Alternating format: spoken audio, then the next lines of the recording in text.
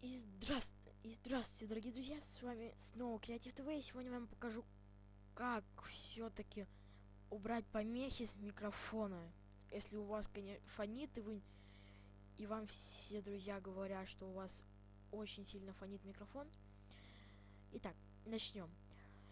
Чтобы убрать хрипы с микрофоном, нажимаем меню «Пуск», затем панель управления.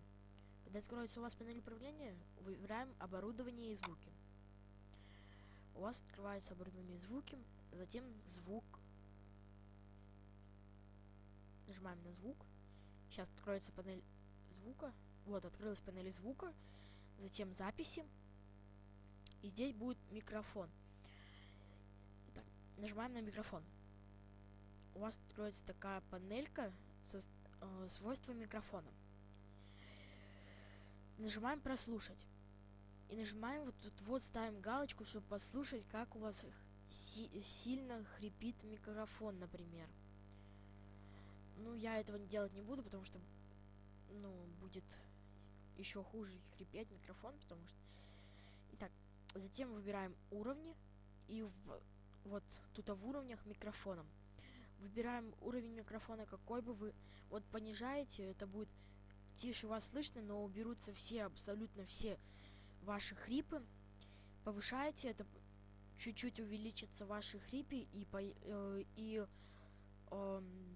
улучшится качество, громкость вашего микрофона.